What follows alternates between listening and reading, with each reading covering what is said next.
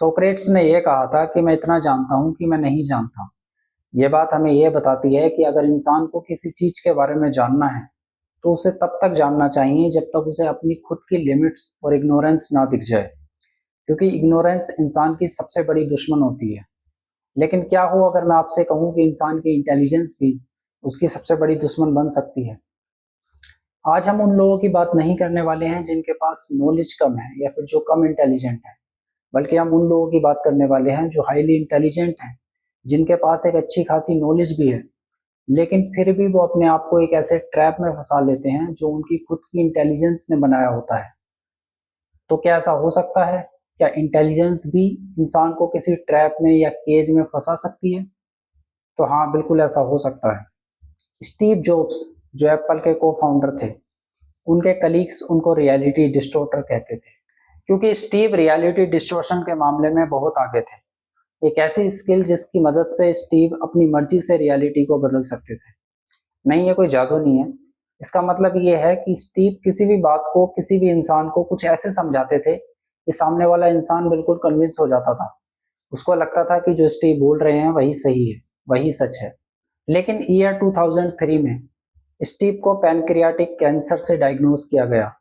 Doctors ने और experts ने बोला कि आप सर्जरी करवा लो, लेकिन स्टीव अपनी पूरी लाइफ एक फिलॉसफी पर चलते आए थे कि जिस रास्ते पर दुनिया चल रही है मैं उससे अलग रास्ते पर चलूंगा।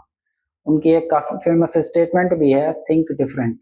और यहाँ भी स्टीव को लगा कि शायद डॉक्टर्स को और एक्सपर्ट्स को वो नहीं दिख रहा है जो उनको दिख रहा है।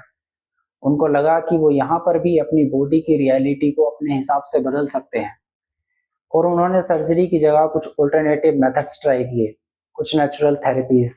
लेकिन स्टीव इस बात को भूल गए कि टेक्नोलॉजी के रूल्स इंसान बनाता है और बायोलॉजी के रूल्स नेचर बनाती है।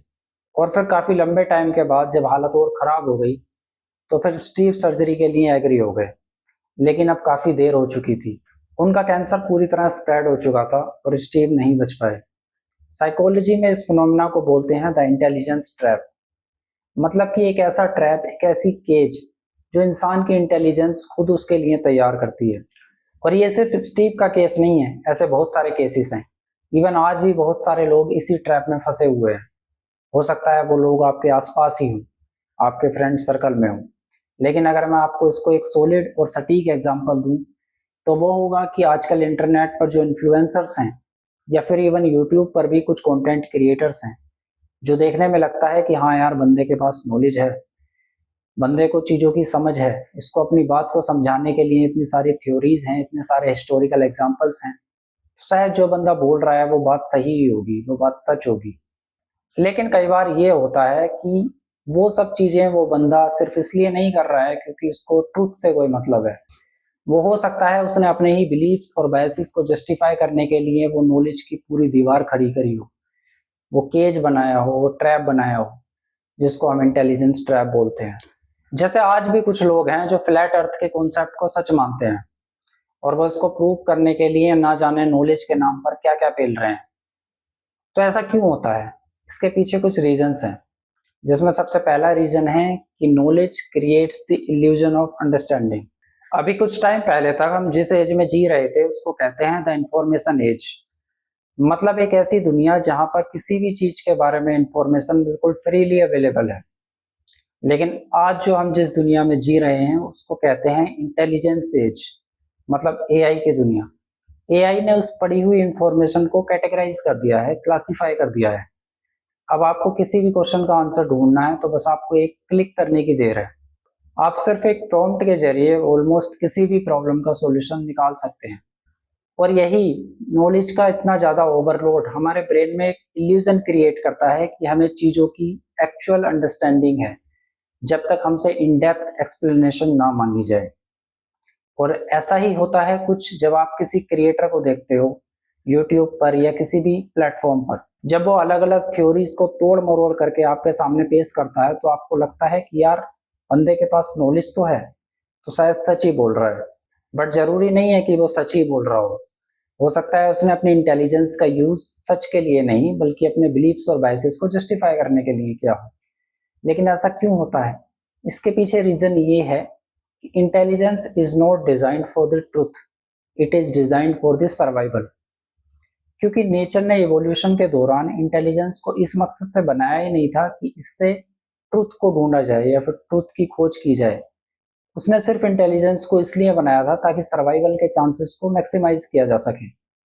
जैसे मैं आपको दो रास्ते देता हूँ और आप बताना कि उसमें से इंटेलिजेंस किसको चूज करेगी। एक रास्ता वो है जो नोन है, कंफर्टेबल है, जिसपे आपको पता है कि आगे क्या होने वाला है। आपने देखा है पास्ट में बहुत सारे लोग उस रास्ते पर चलते हुए आए हैं और उनके साथ क्या क्या हुआ है। लेकिन एक दूसरा रास्ता है जो अननोन है, जो थोड़ा अनकंफर्टेबल है। तो अब आपकी इंटेलिजेंस किस रास्ते को चूज करेगी? ऑब्वियसली फर्स्ट वन को, क्योंकि वहां पे सर्वाइवल के चांसेस ज्यादा हैं। और यही रीजन है कि कई बार लोग ट्रुथ के बजाय उन रास्तों को चुनना ज्यादा पसंद करते हैं जिनसे उनके ऑलरेडी बने हुए बिलीफ्स जस्टिफाई हो सकें। लेकिन एक लंबे टाइम के बाद इंसान को ये बात समझ आ ही गई कि ट्रुथ का जो रास्ता है, चाहे वो स्टार्टिंग में कितना भी अनकंफर्टेबल हो, कितना भी पेनफुल हो, लेकिन एक टाइम के बाद वही रास्ता है जिसने आज तक इंसानों को इतनी ज्यादा डेवलपमेंट दी है, जिसकी वजह से इंसानों ने इतनी सारी प्रॉब्लम्स के सॉल्यूशन निकालना सीखा है, जिसकी वजह से इंसान इतने सारे अनजाने खतरों का सामना करता आया है। वो रास्ता सच का ही रास्ता है। और इस बात को समझने के लिए सिर्फ इंटेलिजेंस का होना इनफ नहीं है, इसके लिए विजडम की जरूरत पड़ती है। और विजडम और इंटेलिजेंस में एक डिफरेंस होता है। वो डिफरेंस क्या है, उसको समझने से पहले आपको इंटेलिजेंस की एक और प्रॉपर्टी के बारे में पता होना जरूरी है। वो ये है कि इंटेलिजेंस एम्पलीफाइज द मोटिव। मतलब आप ऐसे सोचो कि इंटेलिजेंस जो है ना, वो बिल्कुल न्यूट्रल चीज है। जैसे पानी, साफ पानी, अगर मैं उसमें ब्लैक कलर डालूं या व्हाइट कलर डालूं, तो जो भी कलर डालूंगा मैं, पानी उस कलर का ही हो जाएगा। वैसे ही इंटेलिजेंस के पीछे जो मोटिव होता है ना, इंटेलिजेंस बस उसको एम्पलीफाई कर देती है। इंटेलिजेंस का बस एक ही काम है कि उसको जो गोल दिया गया है, उसका जो भी ऑब्जेक्टिव है, उसको बस उसको पूरा करना है, anyhow, no matter what. Naval Ravikant, जो कि एक इन्वेस्टर हैं, उन्होंने कहा था, the only true test of intelligence is if you get what you want out of life. तो मतलब यहाँ पर यही बात हो रही है कि इंटेलिजेंस को जो काम दिया गया है, जो गोल दिया गया है, वो उसको पूरा कर पा रही है या नहीं। अब यहाँ पर जो आपको बात समझनी है वो ये है कि इंटेलिजेंस काम तो कर लेगी एनी हाउ, बट क्या काम करना है ये उसको कौन बताएगा। इसके लिए हमें विजडम की जरूरत पड़ती है। जैसे मैं आपको ये एक एग्जांपल से समझाता हूँ। अगर आपने रजनीकांत की रोबोट मूवी देखी है तो आपको पता होगा कि उसमें जो रोबोट होता है, उसको एक टास्क दिया जाता है कि एक बिल्डिंग में आग लगी है, उसमें से लोगों को बचाना है। अब वो रोबोट लोगों को बचाता भी है, लेकिन वो उसमें एक ऐसी गलती कर देता है, उसके अंदर इतनी समझ नहीं होती है कि लोगों को बचाते टाइम किन बातों का ध्यान रखना है। और यही होता है, एआई के पास इतना वास्ट अमाउंट ऑफ डेटा है, नॉलेज है, लेकिन फिर भी हमें उसे सिखाने पड़ते हैं एथिक्स। मतलब हमें उसे बताना पड़ता है कि किन क्वेश्चंस का आंसर देना है और किस वे में रिस्पॉन्स करना है, वरना कोई भी इंसान उसके थ्रू कुछ भी डिस्ट्रक्टिव कर सकता है। और यही जो बात है कि क्या करना है, ये चीज इंटेलिजेंस से नहीं आती, ये विजडम से आती है।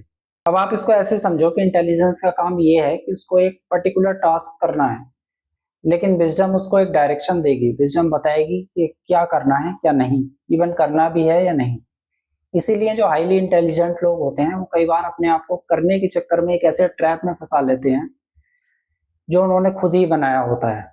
क्योंकि जरूरी नहीं है जो इंसान इंटेलिजेंट हो वो वाइज भी हो, उसके पास विजडम भी हो। तो अब सवाल ये उठता है कि आखिर विजडम को कैसे गेन किया जा सकता है। और यही हमारा final and most important question है इस वीडियो का। तो इसको ध्यान से समझना। तो विजडम गेन करने के लिए आपके अंदर रियलिटी की एक डीप अंडरस्टैंडिंग होनी चाहिए। सच्चाई के लिए आपके अंदर एक गहरी प्यास होनी चाहिए। आपको अपने अजम्पशंस पर क्वेश्चन करना आना चाहिए। और आपको आंसर्स के पीछे भागने से पहले अच्छे क्वेश्चंस पूछना आना चाहिए। सिर्फ क्वेश्चंस नहीं, क्वालिटी क्वेश्चंस। क्योंकि क्वेश्चंस जो होते हैं वो एक छैनी और हथौड़े जैसे होते हैं।